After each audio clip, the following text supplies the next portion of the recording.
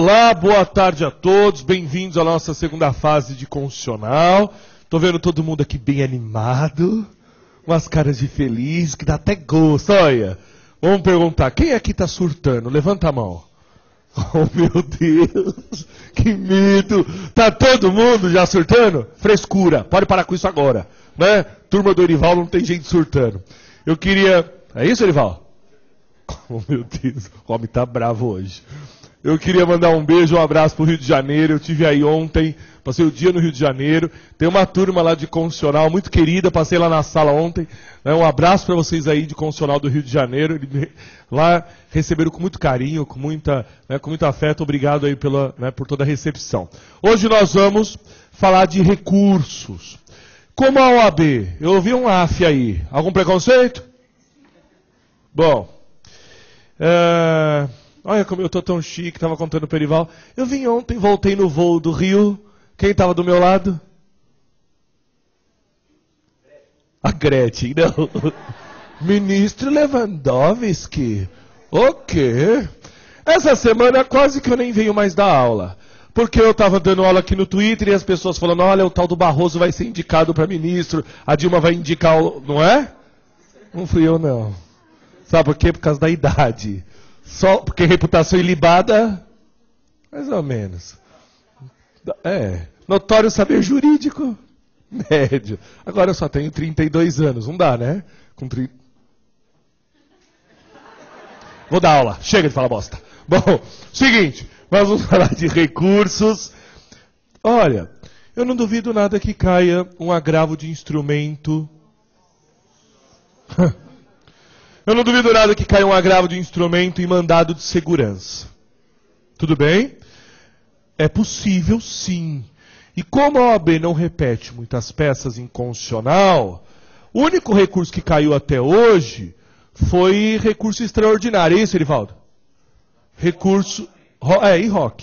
Recurso extraordinário e ROC. Então, para cair uma apelação e um agravo de instrumento, tá fácil o negócio. Tá?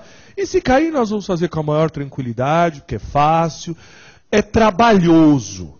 Fazer um agravo de instrumento é um puta de um trabalho, mas não é difícil, porque está tudo na lei, e eles vão ter que pontuar toda coisa formal, que a gente vai copiando o artigo, vai botando na coisa, e eu gosto de coisa assim, porque não precisa pensar muito. Né? Tudo bem até aqui? Bom, então, na hora da prova, o que leva a gente a achar que é um recurso? O que leva a gente, na hora da prova, a achar no enunciado um recurso? Primeiro, nós identificamos um ato de juiz. Tudo bem? Lembra daquelas perguntas que eu digo sempre para vocês fazerem? Primeiro, quem é meu cliente? Tudo bem? Quem é meu cliente no enunciado? Segundo, em que fase processual eu estou no problema?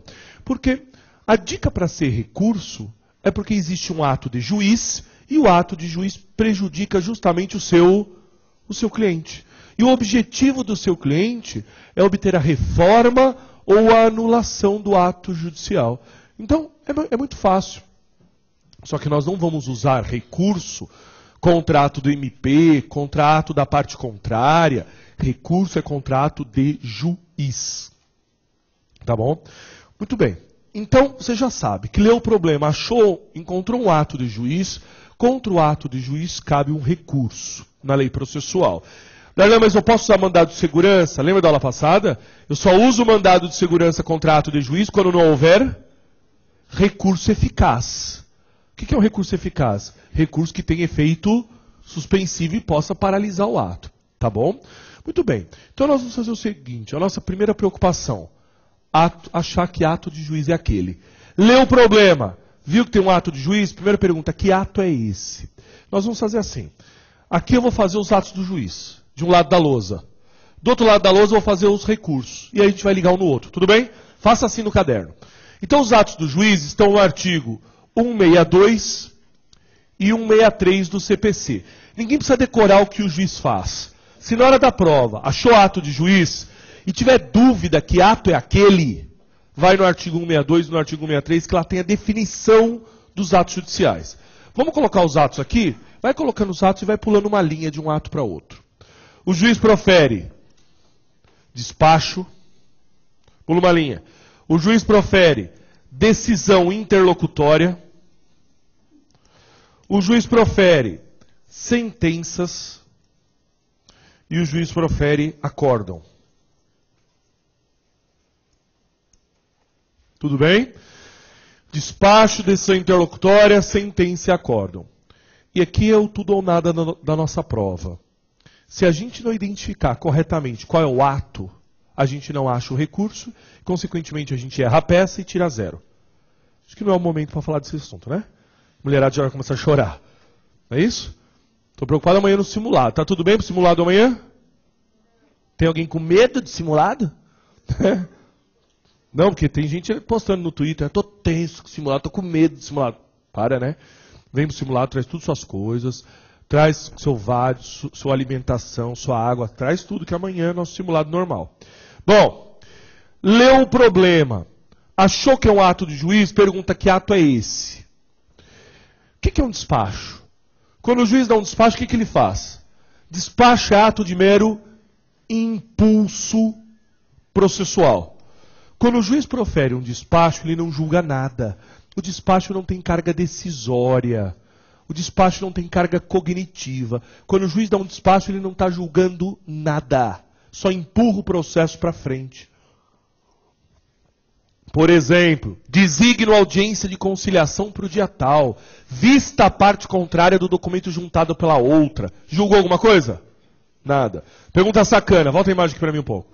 Pergunta sacana. Volta a imagem aqui. O serventuário. Tem algum serventuário aqui na sala? Posso falar sobre isso? Tem algum serventuário aqui? Alguém que trabalha no fórum? Depois que eu falar, não quero gente encher no saco. Ixi, não posso falar mais. Vamos lá. A dona Misídia lá do cartório, como é que você chama? Como? Dárcio. O Dárcio, que trabalha no fórum. Trabalha no fórum, Dárcio? Gabinete. Quase. Você é desembargador, então. Olha eu querendo, né? O Dárcio. Ou aquela dona Misídia lá do cartório, aquela senhora simpática que trabalha no fórum. Ela pode dar despacho? Sim ou não? Dárcio, você pode dar despacho? Ok, o Dárcio está se achando. Balança a cabeça que pode. Pior é que o Dárcio pode dar despacho. Né? Tem aluno que fala assim, pode, eu não sei, mas que eles fazem. Eu conheço uns que dão até acórdão. Outro dia levei uma invertida, estava eu na sala, tinha uma aluna com uma pilha de processo. E eu querendo ser simpático, né? Não é tonto isso, querendo ser simpático, aí fui brincar com a aluna e falei assim, nossa, uma pilha de processo. Eu falei, nossa, vai levar para casa, né? Fez carga, você é estagiária. Não, professor, estou levando para casa para fazer os acórdons. Desculpa, desembargadora. Desculpa, excelência. Bom, o serventuário pode dar despacho? Pode. Onde está isso? Na Constituição. A Constituição autoriza que o juiz delegue ao serventuário o poder de proferir despacho. Se não me engano, artigo 93. Tá bom? Se não me engano, artigo 93 autoriza o juiz a delegar ao serventuário o poder de dar despacho. Então, gente, e é o serventuário que vai assinar o despacho, porque ele recebeu delegação do juiz para isso. Veja, por que o serventuário pode proferir um despacho? Porque despacho não tem carga cognitiva. Quando o juiz profere um despacho, ele simplesmente está impulsionando o processo adiante. Tá bom? Caiu numa prova assim, há muitos anos já, numa prova estadual, nem tinha constitucional, mas caiu numa prova assim, que o juiz, olha que legal a pergunta, o juiz ao receber petição inicial, acho que eu contei isso para vocês, né? O juiz ao receber petição inicial de mandado de segurança, despachou negando a liminar. Foi anunciado. Juiz recebeu mandado de segurança e despachou negando a liminar. O que a menina fez? Foi no índice remissivo, procura a palavra despacho, remete para o 504 do CPC. Pega o 504 do CPC. Juiz despachou negando a liminar. Índice remissivo é um perigo para quem é cabeçudo. O juiz despachou negando a liminar. Aí a menina olhou a palavra despacho, foi no 504 do CPC, porque o índice remissivo mandou. O que está escrito no 504? Dos despachos não cabe recurso. O que a doida fez? Abriu a folha, não cabe nada. Ainda cheio de razão, com fulcro no artigo 504. Imagina o tamanho do zero dessa menina. Ah, mas aí apareceu lá no curso. Ah, tem que anular a questão. Porque a OAB tem que anular. Tem que anular? Não. O que a OAB fez? Usou a palavra despacho no sentido lato, no sentido corriqueiro. Então, na hora da prova, se aparecer despacho, você sabe que não é. Se no enunciado contiver a palavrinha, o juiz despachou, desconfia se é ou não despacho. Por quê? Porque se for despacho não cabe nada. E aí vai fazer que peça. Certo? Então, a Darla, mas a prova tinha que ser anulada. Não, porque ele usou despacho. A gente não usa corriqueiramente. Vai lá despachar com o juiz despachou. Mas pode ser qualquer coisa. Então, na verdade, se o juiz negou uma liminar em mandado de segurança, ele deu despacho. Ele deu o quê? Típica decisão interlocutória. Então, a grande diferença entre o despacho e a interlocutória é essa. O despacho não causa prejuízo. Não tem carga cognitiva. Enquanto as interlocutórias, sim, tem conteúdo, ele julga. Então, a interlocutória é ato pelo qual o juiz aprecia a questão incidental. Na interlocutória, o juiz aprecia uma questão incidental. O que é incidente? O que não é o centro do processo. Tá? Para nós aqui, para nós no constitucional, qual interlocutório eu visualizaria na prova? Uma negativa de liminar, tudo bem? Uma negativa de tutela antecipada numa ação de rito comum. Mas é isso, não tem muita coisa a mais para a gente discutir aqui. Tá? Então o juiz negou liminar, o juiz negou uma tutela antecipada, ele deu uma típica decisão interlocutória. Tá bom? Vamos continuar. Sentença é ato que ele aplica o 267 ou 269. Então, para ser sentença, tem que aplicar o 267 ou o 269. Então, se tiver dúvida se é sentença, vai nos dois artigos. Tá? O 267, extinção do processo sem mérito, e 269, extinção do processo com mérito. Mas não tem muito segredo. E acórdão. Pegue o artigo 163. Pegue o artigo 163 aí do seu VAD. O artigo 163 ele está incompleto. É um artigo que está mais ou menos errado. Por quê? Diz lá que recebe denominação de acórdão julgamentos proferidos pelos tribunais. Verdade? Mais ou menos. Nem todo julgamento de tribunal é acórdão. Só é acórdão se o julgamento for colegiado. Faltou nesse artigo a palavrinha ato colegiado. Na reforma do CPC isso vai ser corrigido. Na reforma do CPC vai vir lá, recebe denominação de acórdão os atos colegiados dos tribunais. Por quê? Vira e mexe, você tem julgamento monocrático. Você tem julgamento singular no tribunal. Isso não é acórdão, isso pode ser uma decisão interlocutória, isso pode ser um despacho, menos um acórdão. Tá bom? Muito bem. Leu o problema na prova. Achou qual é o ato do juiz? Vamos para a lista dos recursos. Lá no 496, nós temos a listinha dos recursos. Vamos lá. Então nós temos os agravos, nós temos a apelação, nós temos os embargos de declaração. Sonha que isso não vai cair. Agravos, apelação, embargos de declaração, embargos infringentes. Acho muito difícil cair. Não é impossível, difícil. Tá? Recurso ordinário constitucional. É óbvio que isso é muito possível. Né? Recurso especial. Eu acho difícil cair recurso especial. Porque aí a tese seria discussão de lei infraconstitucional, a discussão seria de lei federal, né? E aí perde um pouco o foco, fica discutindo lei federal para vocês. Recurso extraordinário, muito possível, e embargos de divergência. Também acho difícil, porque tem que vir a resposta. Para cair embargos de divergência, o enunciado meio que tem que contar a tese. Então, Fica besta o exercício. Muito bem. De interlocutória cabe o quê? De interlocutória, os recursos são de agravos. De sentença, estou lendo o problema, o juiz extinguiu uma ação, o juiz julgou procedente ou improcedente um mandado de segurança, extinguindo o mandado de segurança, extinguindo uma ação popular, extinguindo uma ação civil pública, apelação. Agora, está lendo o problema, falou que o tribunal do estado X julgou por maioria, ou o tribunal X julgou por votação unânime. Falou que teve votação, o ato é colegiado. Tudo bem? De acórdão cabe infringentes, de acórdão cabe ROC, de acórdão cabe especial, extraordinário e embargos de divergência. Tudo de uma vez? Na hora da prova, faz todos? Ah, sim, um em cada página. Parabéns. Um em cada página. Não, só vai fazer um. Até existe no processo civil um princípio chamado princípio da unirrecorribilidade.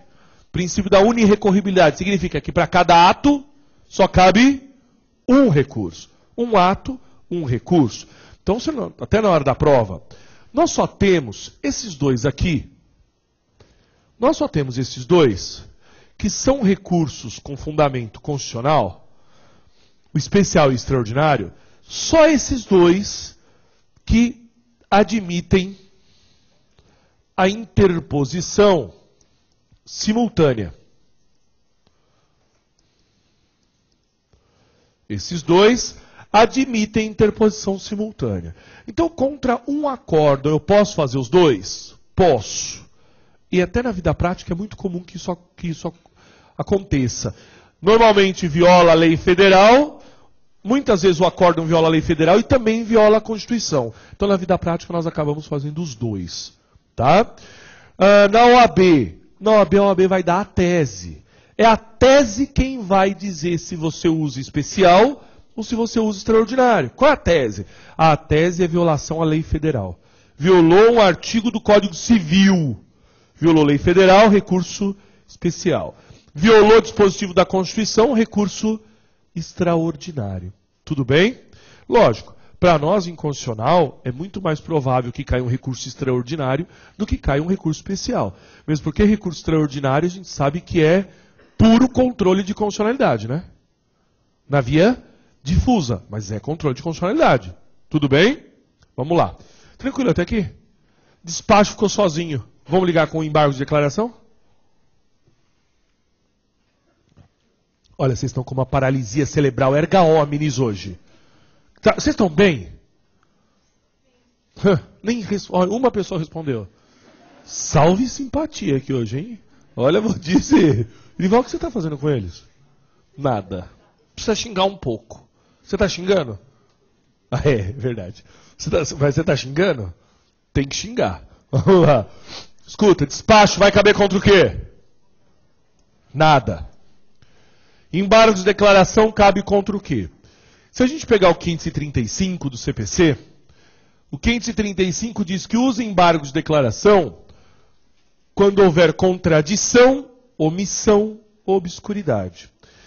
E o STJ entende, se a gente pegar a lei pura, a lei fala que cabe de acórdão e a lei fala que cabe de sentença.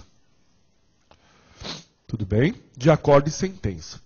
O STJ entende que cabe também das interlocutórias, por uma questão de economia processual.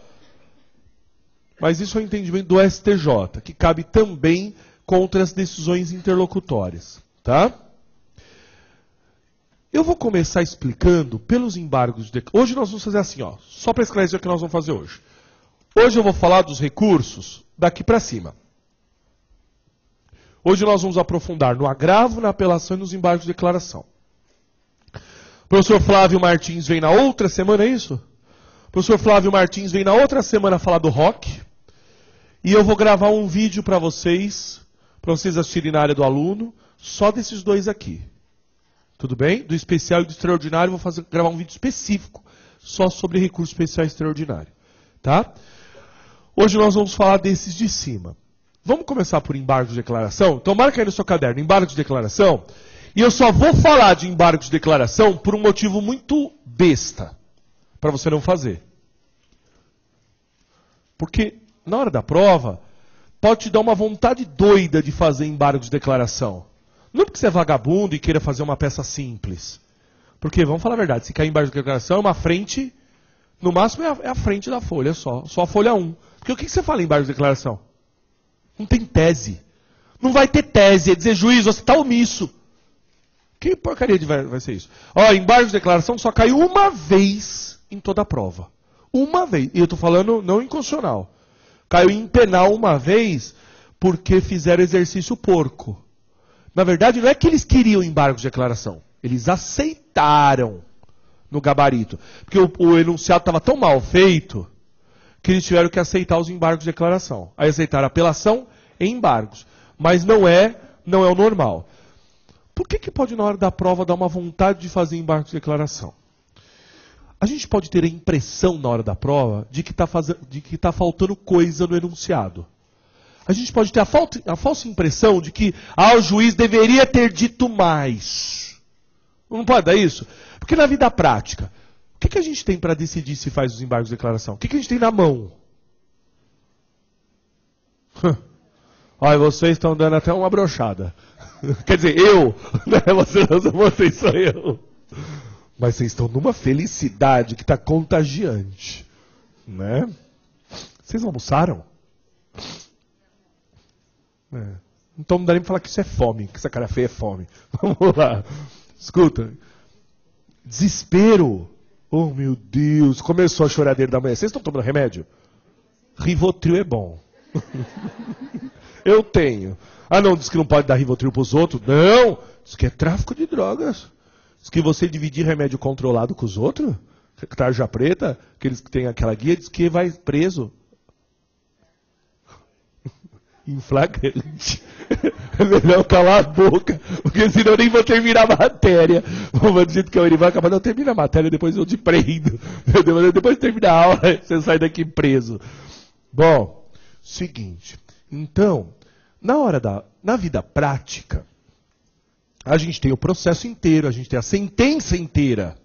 Então, dá para saber se o juiz foi omisso ou não, mas você tem muita coisa para ter elemento se foi omisso ou não. Na prova você tem o quê?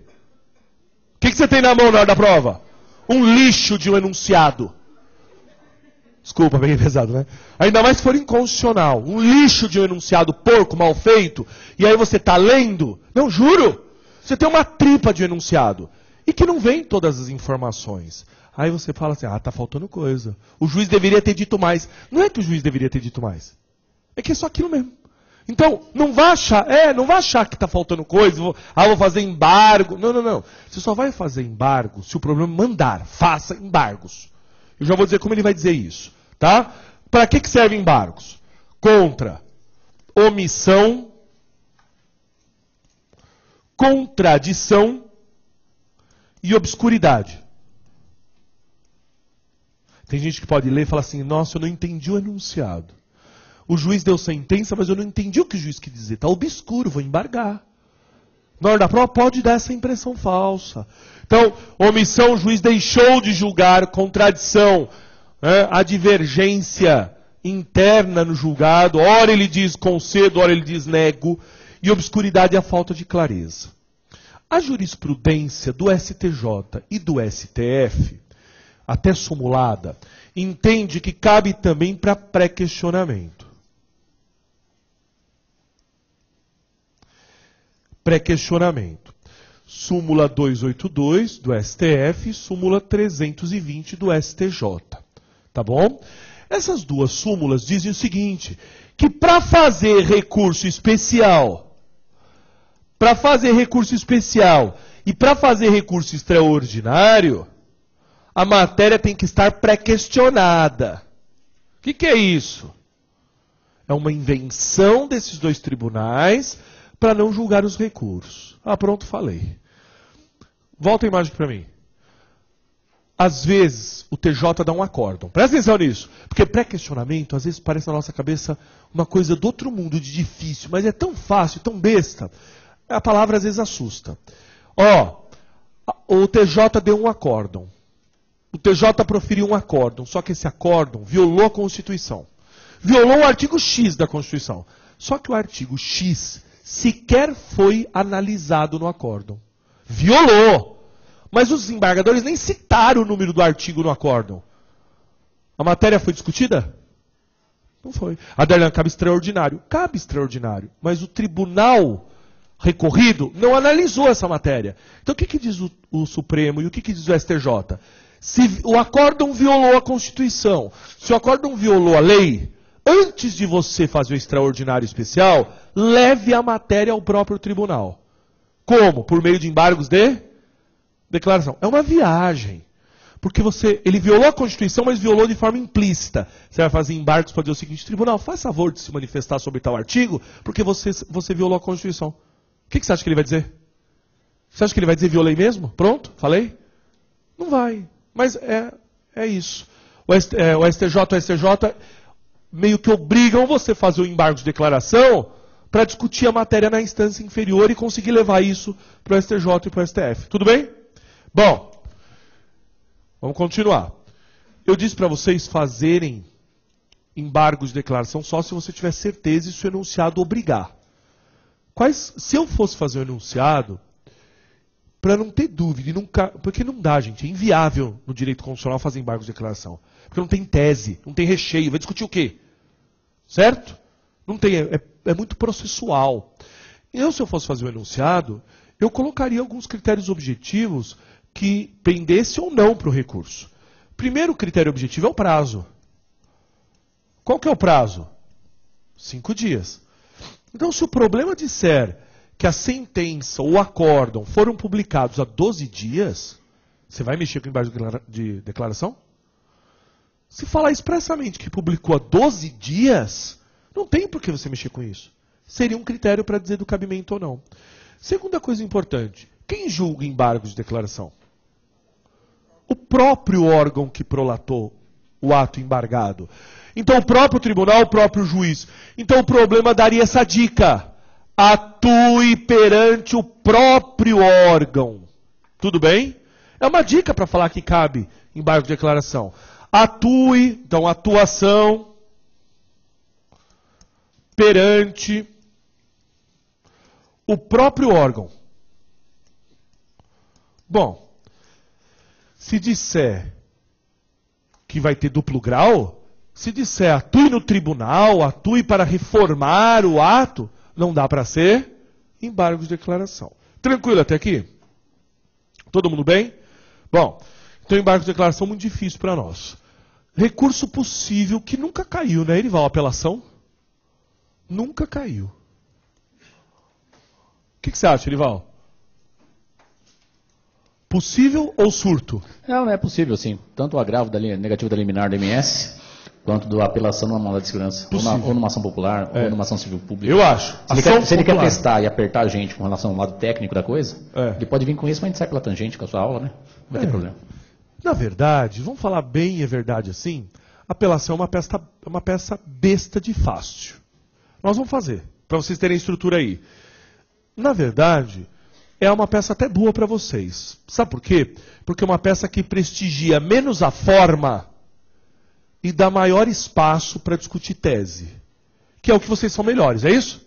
Ou vocês são melhores em forma? Em processo? Oh, meu Deus, não são bons em bosta nenhuma. Vamos lá. Ah, não pode xingar. Vamos lá. Contei para vocês do outro curso que aconteceu? Do professor que teve uma liminar contra ele? Oh, meu Deus, vou contar. É fofoca. Mas vocês gostam, né? Um professor aí de outro curso, que eu não vou falar por nada desse mundo o nome, nem que é um curso de 3 letras, por questão ética. Um professor estava dando aula, mas olha como gente existe estúpida nesse mundo. O homem dando aula e colocou na lousa, essa matéria e tal. Aí virou e falou assim, isso aqui é tão fácil que até criança sem cérebro aprende. Que boca infeliz, não? O que aconteceu? Um aluno em algum lugar desse país achou que estava falando dele. Juro. Um aluno em algum lugar desse país achou que o professor estava fazendo referência a ele e entrou com uma ação até criminal por negócio. Não sei como é que é o nome do crime, mas aqui injúria, acho que a pessoa ficou chateada tal. Não é que um juiz deu liminar para o professor ser tirado da aula? O quê? Então, quando eu ouvi essa notícia, fiquei assustado. Falei, pô, Erival, não vamos chamar mais os alunos de demônio, não. Olha o perigo de alguém, né? Vamos ser carinhosos com os alunos, não vamos chamar de demônio, chama de demôniozinho, né? Cabeçudinho. Tem que tratar os alunos com carinho. Vamos lá. Tudo bem? Olha aqui, povo. Seguinte. Se cair a apelação, não é pra mulherada já começar a gritar e chorar na hora da prova. É para dar graças a Deus, porque é uma peça fácil. Apelação. Primeira coisa importante. Cabimento. Cabimento é besta. Até criança do pré aprende. Cabimento. Contra sentença. Contra sentença. Eu perco o emprego, mas não perco a piada. Vamos lá. Contra sentença. Seja a sentença de mérito ou sentença sem mérito. Qualquer sentença é apelação. O mais difícil da... nós vamos ao 513. Já nós vamos pintar tudo aí para vocês, na hora da prova, não precisa lembrar de nada, só dar uma lida no código. O mais difícil de apelação, o mais difícil, sim, que poderia passar na nossa cabeça, é a forma dela. Mas vocês vão ver que também é um negocinho besta. A apelação nós vamos dividir em duas partes. Por isso, hoje eu quero fazer ela na folha FGV, que vocês certamente não trouxeram. Né? Forma. Nós vamos ter uma petição de interposição, petição de interposição, mais razões recursais. É o que tem assim de mais de diferente nessa peça, é isso. Faz uma petição de interposição, mais razões recursais. O processo é cheio de frescura. Por que tem que fazer duas peças? Por que não faz direto? Na verdade, isso não é uma frescura, não. Isso aqui tem um fundamento prático. Vocês viram lá? Volta a imagem um pouquinho para mim. Vocês viram lá que a gente tem 8 recursos? Viram que a gente tem 8? Na verdade, não são 8 não, são 9. Faltou um. Lá na listinha, se for juizado especial, inclusive juizado especial federal, ou juizado especial das fazendas públicas, a apelação a gente não vai chamar de apelação e nós vamos chamar de recurso inominado.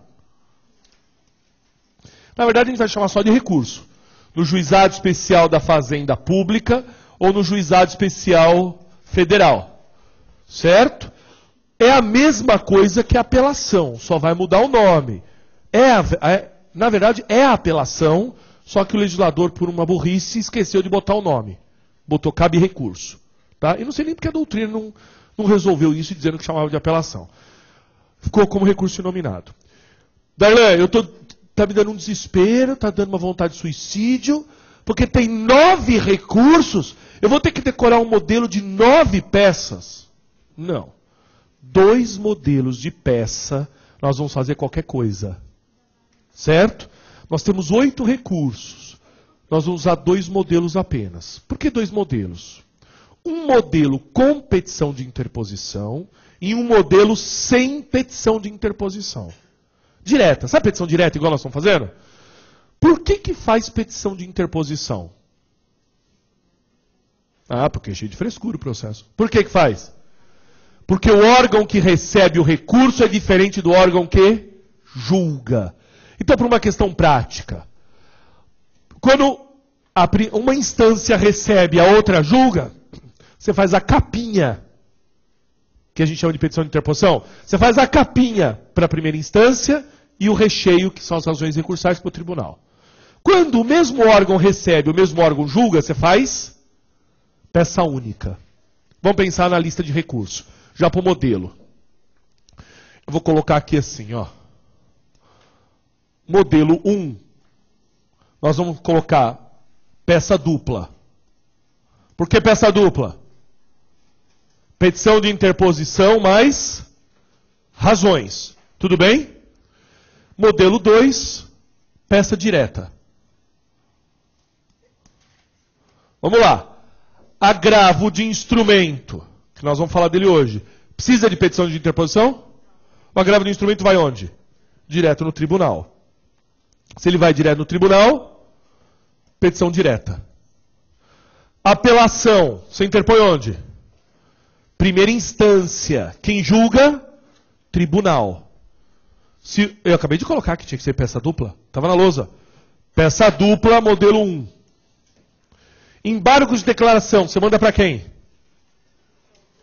Para o próprio órgão. Quem julga? O próprio órgão. Embargo de declaração vai fazer petição de interposição? Não, peça única.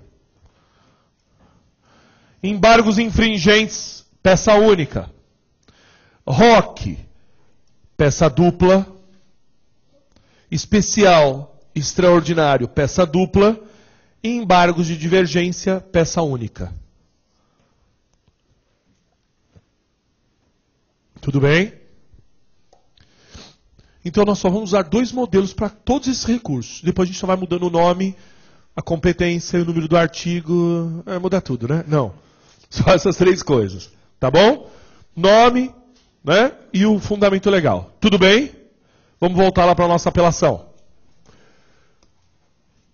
Qual é o pedido da apelação? Sempre no recurso, nós vamos requerer que o recurso seja conhecido e provido. Provido para quê? Para reformar a sentença. Provido para reformar a sentença.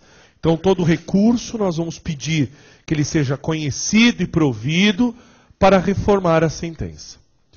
Ô, gente, se o seu cliente perdeu na primeira instância, pode ser que ele tenha sido condenado ao ônus da sucumbência, não pode? Sim ou não? Pode na ação popular? Se for o réu. O réu não pode? Quem não é condenado na ação popular? O autor. Mas o réu pode ser condenado em ônus da sucumbência. Mandado de segurança não tem para ninguém. Na ação civil pública, o réu também pode ser condenado, o autor não. E no rito ordinário, tanto o autor como o réu. Então, se houve ônus da sucumbência, nós vamos pedir a inversão da condenação do ônus da sucumbência. Tudo bem? Vamos para o nosso modelo de peça. Vamos para o nosso modelo de peça. Peguem a folha FGV de vocês aí. Quem não trouxe, azar.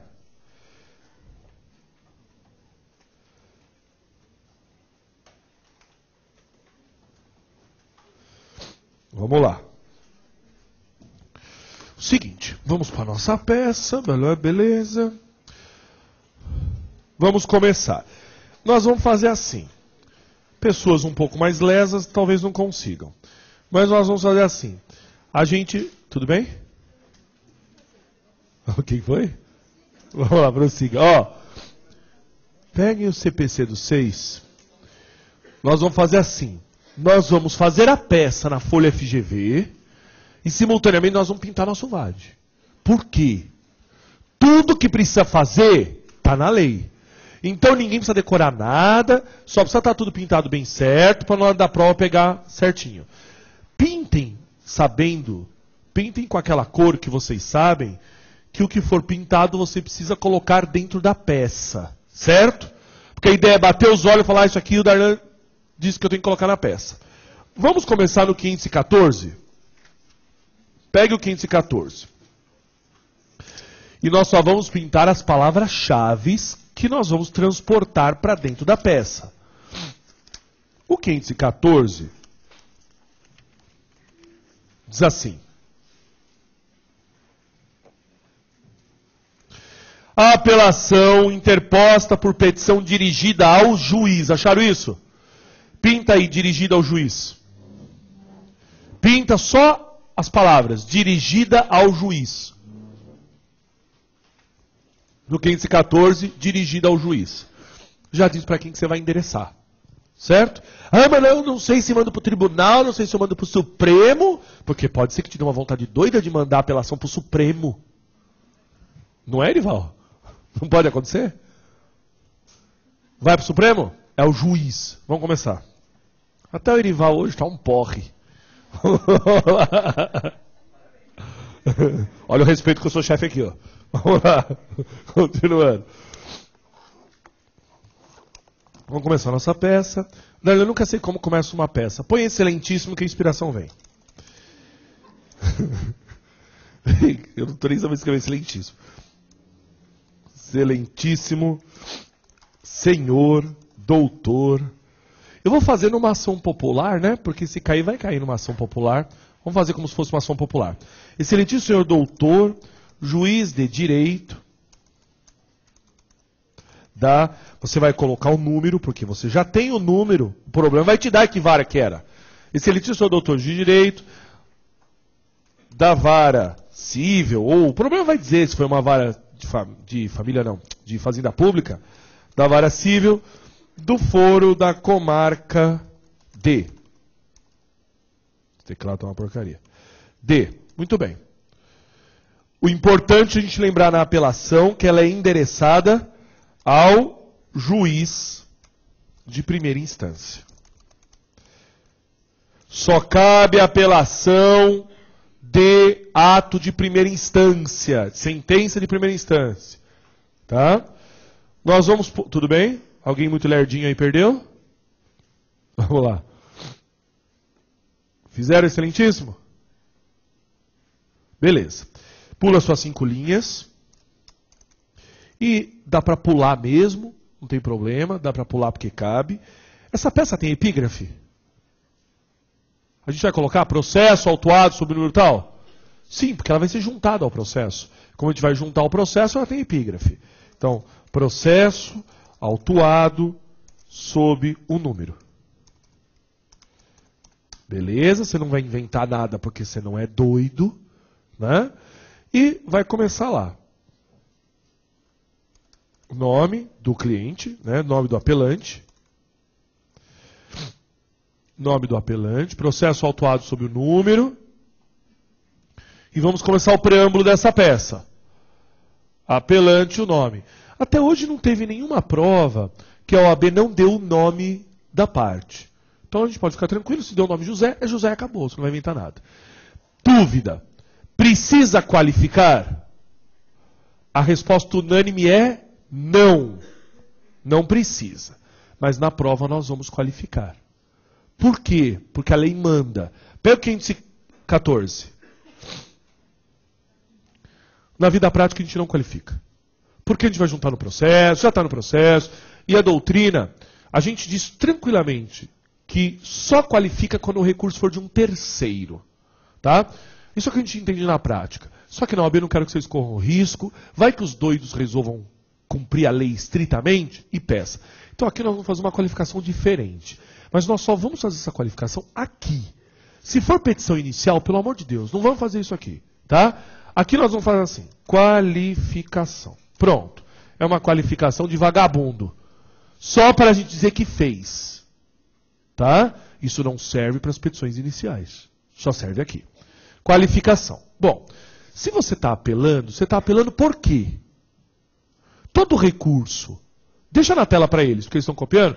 Todo recurso, você está vindo, por que você está vindo? Porque você gostou do ato? Porque você está feliz com o juiz? Não, porque você está inconformado. Então, para dar nexo já na ideia, lembra disso. Fulano de tal, inconformado. Formado. Com a sentença. Está vendo que você já começa a dizer até do cabimento? Você já está linkando o cabimento. Inconformado com a sentença proferida na ação popular. Na ação popular de número em epígrafe, só para deixar bonito, né? Ação popular de número em epígrafe, que lhe move. Vamos pensar aqui que nós somos réus, tudo bem? ou podia ser autor também, o autor popular, não tem problema nenhum, tanto faz, mas aqui eu vou colocar como réu. Que ele emove, né? Nome do apelado. Se é ação popular, tem mais gente no processo, não tem? Sim ou não? Sim, na ação popular existe litisconsórcio necessário com o ente público, não é isso? Mas eventual terceiro que tenha se beneficiado. Então você pode colocar aqui, dizendo, figurando também como parte.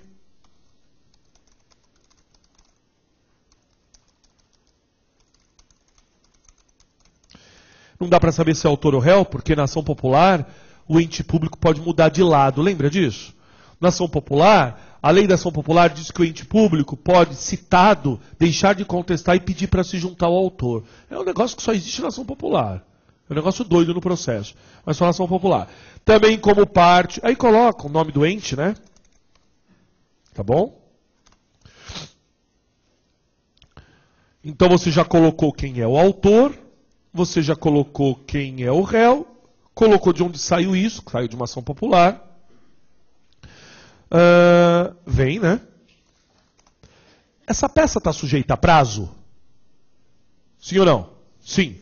Toda peça sujeita a prazo, a gente pode botar a palavrinha tempestivamente. Não muda nada, não é isso que na vida prática faz o seu recurso ser ou não tempestivo. Mas na prova você precisa demonstrar conhecimento. Então vem tempestivamente.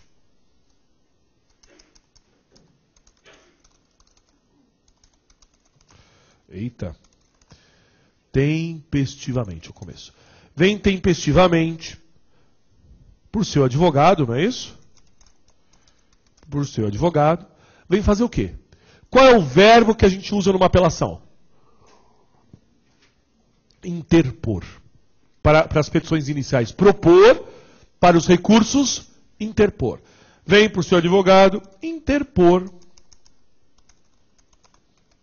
Recurso de apelação. Vem interpor recurso de apelação.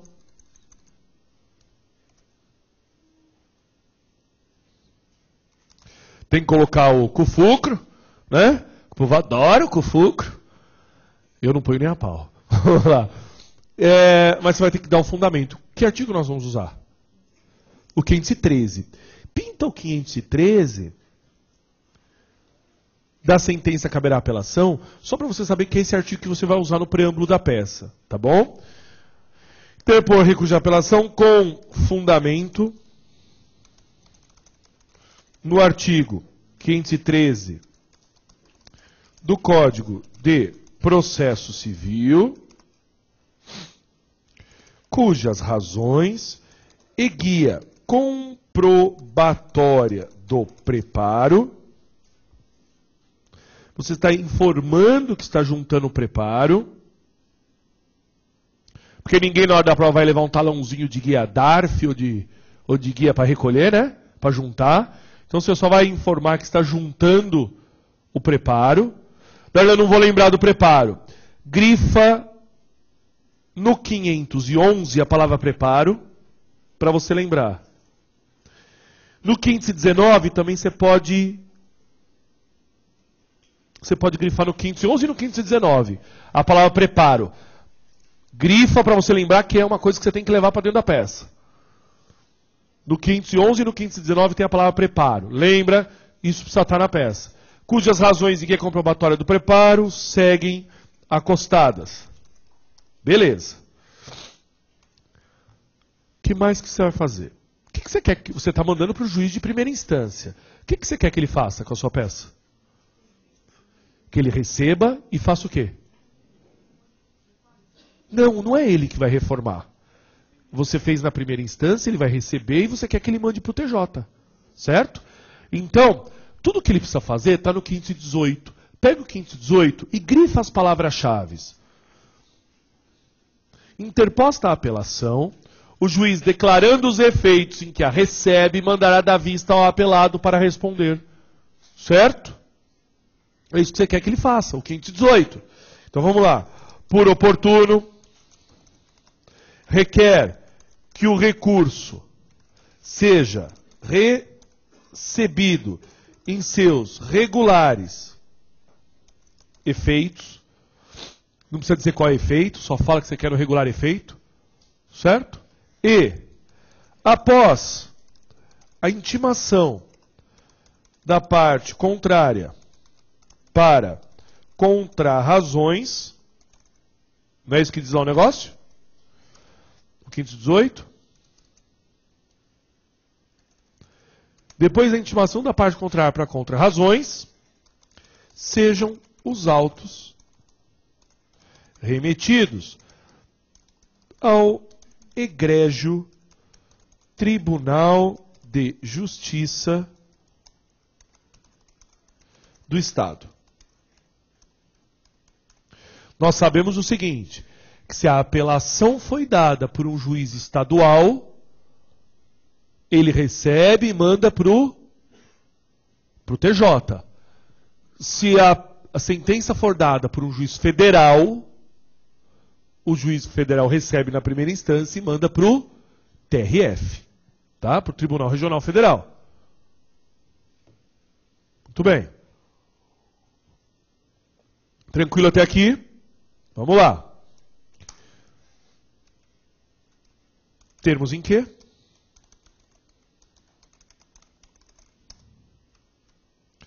Pede deferimento. Termos em que pede deferimento. Local e data. Não é provável, mas se o problema mandar, você vai datar. Em outras áreas, já mandou datar. Certo? Manda você datar com o prazo. Ele diz, a sentença foi publicada no dia tal e manda você fazer o cálculo do prazo. Eu acho difícil isso cair em constitucional, mas não é impossível. Datar se pedir, muito bem, advogado, OAB, número tal, e eu coloco aqui endereço profissional. Muito bem.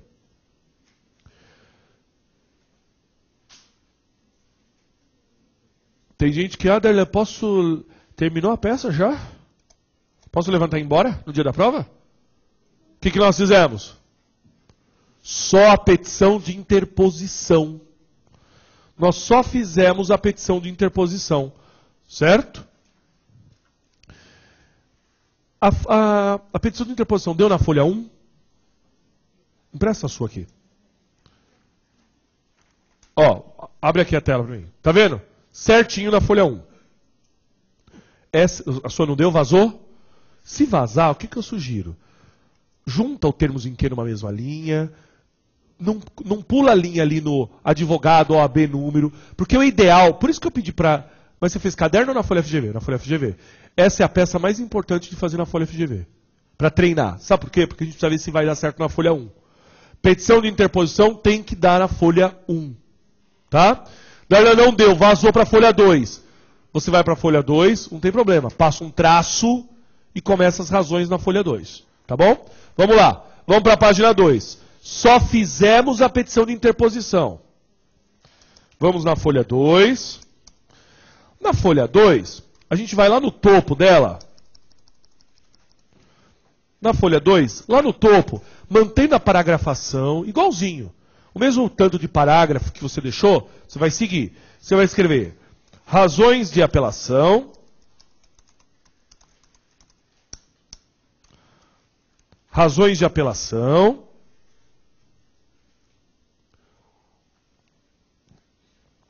Aí você vai colocar apelante, nome, né? Do seu cliente que você tem. Apelante, nome. Apelado. Nome da parte contrária. E origem. Os principais dados do processo que o problema te der. Então, por exemplo, o número da vara, né, de onde saiu, qual eram os dados do processo. Por que a gente põe os dados do processo de novo nas razões? Porque vai que a capinha se solte, né, vai que a petição de interposição se perca aí no caminho, Pelo menos você tem os dados do processo aqui também, como número e tal. Vocês perceberam que na petição de interposição eu não coloquei excelentíssimo? Vocês viram? Não tem excelentíssimo, senhor blá blá blá, não precisa. Ok? Vamos lá. Antes de nós começarmos o ataque, o descarrego, você vai colocar duas saudações. Porque aqui não teve excelentíssimo. Você não chamou de excelentíssimo ainda. Então faz duas saudações. Vamos combinar que só duas? Não precisa exagerar? Porque tem gente que sauda até o cartório. Vocês não viram? Douto cartório. Desculpa o nosso amigo lá do cartório, mas vocês não estão merecendo. Vamos lá. Vamos lá. Eu faço duas saudações. Uma para o tribunal e uma para os membros do tribunal. Egrégio tribunal. Não é uma puxação de saco? Tem que ter. Ilustres desembargadores. Põe ilustre, não vai mexer com iminente, eminente. Porque na hora da prova você está nervoso. Vai que você troque um I por um E, dá uma bosta. Né? Adela, eu não sou burro. Se eu escolhi condicional porque eu fui no mínimo alfabetizado. Não é isso. É que no dia da prova a gente está tão nervoso que até as palavras mais simples a gente esquece como escreve. Tá? Ah, mas e se o fulano escrever ilustre com Z? Aí se mata, né? Aí se mata. Tá bom? Duas saudações? Vamos começar. Na nossa peça é o quê? É o quê? Sempre dos fatos. Mas calma. Não escreve. Povo doido, já falou, já tá tudo copiando. Seguinte.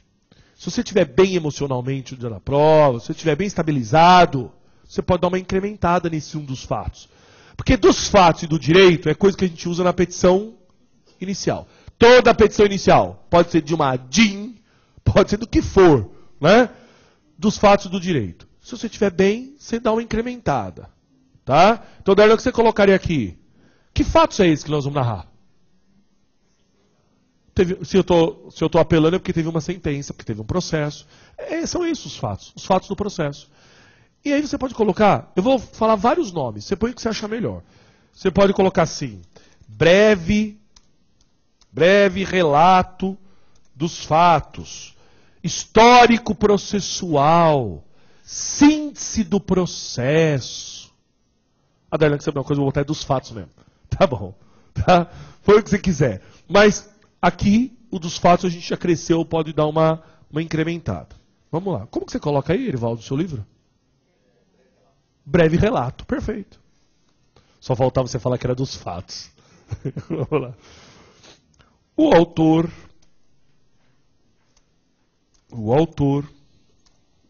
vírgula, ora, apelado. Não é isso que nós botamos lá na cabeça?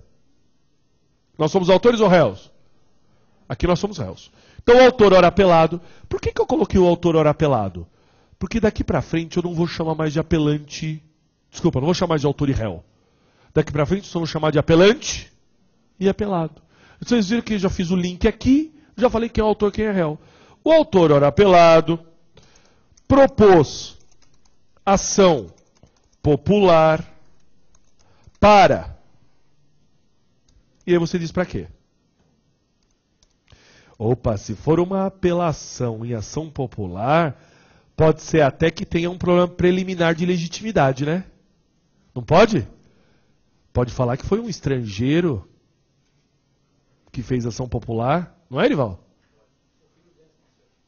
Nasceu? Parabéns para ele. O Erival está dando a notícia que o filho do professor Pedro Lenza nasceu.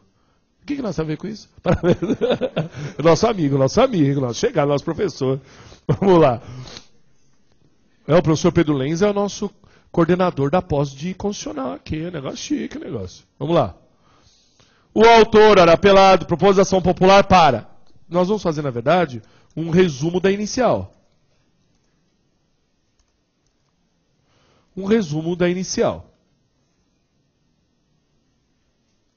Citado,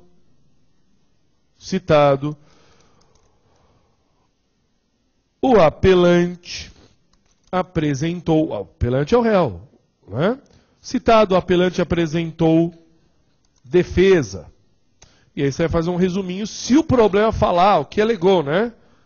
Síntese da defesa.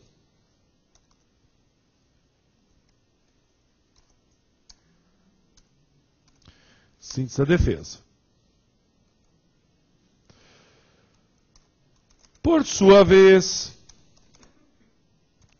o magistrado prolatou sentença de procedência da ação popular, em síntese, por entender que, resumo da sentença. Como não caiu inconstitucional, é difícil prever como que viria o problema. Mas, se cair sentença, é para vocês ficarem, se cair uma apelação, é para vocês ficarem muito felizes. Por quê? O problema vai contar como o juiz julgou. O problema obrigatoriamente vai ter que dizer: o juiz acolheu a ação popular sobre tais argumentos. Ou contrário. Vamos imaginar que diga o seguinte: que um português que está no Brasil há X anos, com quase nacionalidade, propôs ação popular. O problema conta que o português propôs ação popular. Aí vem a sentença e diz: extingo a ação popular porque o português não tem legitimidade. Tá certo ou errado? Ah, que medo. E aí? Tá certo ou errado? Errado, porque o português no Brasil, ele pode ser amparado pela quase nacionalidade e, portanto, ele tem cidadania. Se ele tem cidadania, pode ter título de eleitor, mesmo não sendo nacional, pode ter título de eleitor e, portanto, também pode exercer ação popular. Está errado. Mas olha que legal. Se cair uma apelação, vai dizer como o juiz julgou. Se disser como o juiz julgou, ele te deu a tese. Porque você vai ter que procurar o argumento exatamente oposto.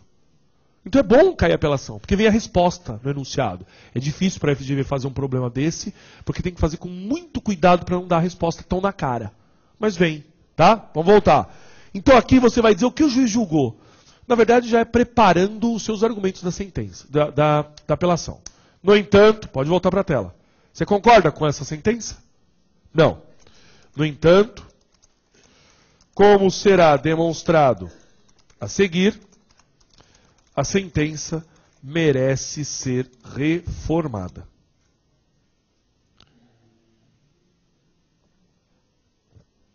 No entanto, como será demonstrado a seguir, a sentença merece ser reformada.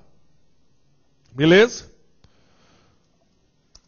2 da nossa peça. O 2 de toda a peça é dos fundamentos jurídicos, é do direito.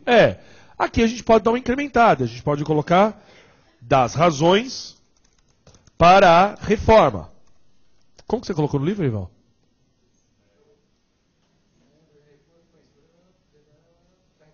Não, no título. Das razões para a reforma, igualzinho. Ou do direito, ou das razões para a reforma, ou dos fundamentos jurídicos, como você quiser. Bom, aqui é a nossa tese. Aqui é a tese que você vai usar de direito material. Certo? Para atacar a sentença. Por que ela tem que ser reformada? 3. Do ou dos requerimentos. Dos requerimentos. Muito bem. Por todo o exposto, vamos concluir nossa peça. Por todo exposto, requer a esse egrégio tribunal. Quantas folhas vocês gastaram até agora? Pouco, né? Tudo bem que nós não fizemos tese. Se fizesse a tese, daria o quê? Uma folha de tese, uma folha e meia. Não é, Erival? Uma folha e meia. Então vocês estão vendo que não tem nada de muito absurdo nessa peça? Ai, difícil. Não. O mais complicado é lembrar que você tem que dividir em petição de interposição e razões. O resto, beleza. Requer a esse egrégio tribunal, seja o recurso conhecido e provido, seja o recurso conhecido e provido, para reformar a sentença no sentido de, bom, se eu sou réu na ação popular e eu estou apelando, é porque a ação popular foi procedente. Então eu quero que na sentença ele julgue a popular improcedente.